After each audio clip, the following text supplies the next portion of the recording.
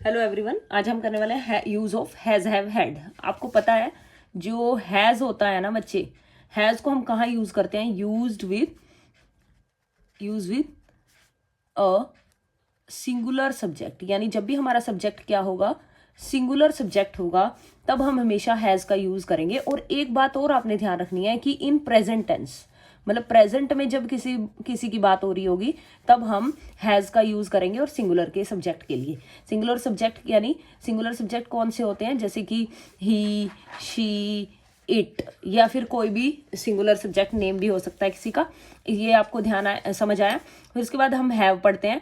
Have में क्या होता है? ये भी हमारा ये यूज होता है हमारा। वैसे तो ये प्रेजेंट टेंस में ही यूज होता है, बट ये यूज होता है प्लूरल सब्जेक्ट की। Use with the plural subject,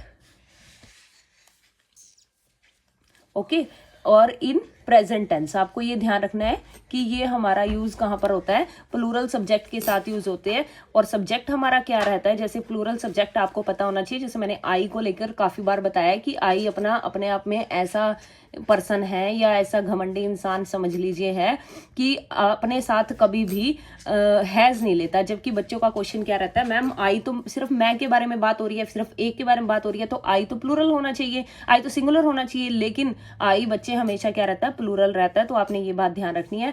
तो आई, वी, यू, दे, इस टाइप से और जितने भी हमारे प्लूरल और भी सब्जेक्ट आते हैं तो उनके साथ हम क्या यूज करेंगे? हैव यूज करेंगे। अब बात आ जाती है हैड की। तो हैड यूज कहाँ करते हैं? All the subject, use with all the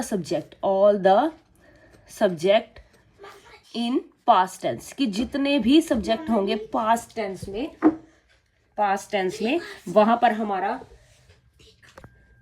use with all the subject in the past tense. तो पास्ट टेंस में हमारा जो है हैड यूज होगा कि सभी सब्जेक्ट, कोई भी सब्जेक्ट आ जाए, सिंगुलर आ जाए, प्लूरल आ जाए। अब हम एक छोटी सी एक्सरसाइज कर लेते हैं, मतलब दो इसके एग्जांपल ले लेते हैं। जैसे एग्जांपल मैं हैज के लिए लूं तो जैसे एग्जांपल शी डैश डॉग। आपको पता है शी क्या है? सिंगुलर। अभी अभी मैंने बताया कि हैज आता है सिंगुलर के लिए, तो हैज आ जाएगा। द गर्ल डैश करली ब्राउन हेयर। करली, ये आपका है होमवर्क। इसको आपने बताना है कि इसमें क्या आएगा। उसके बाद हैव वाले में मैं आपको बताऊं, आई डैश अ कैट, कि मेरे पास एक कैट है और हम बात कर रहे हैं प्लूरल की। आई क्या है? प्लूरल है। तो हम क्या लगा देंगे? I have a cat. उसके बाद मैं लगा देती हूँ हैड वाला, the boys dash a fight yesterday, कि बॉयज की क्या हुई? फाइट हुई येस्टरडे। येस्टरडे शब्द मेंशन है, यानी आपके पास क्या जाएगा? हैड आ जाएगा। सब्जेक्ट मेंशन मैटर नहीं करेगा, क्योंकि सब्जेक्ट हमारा किसी भी सब्जेक्ट हो, कोई भी, जब हमारी पास्ट टेंस की बात हो रही हो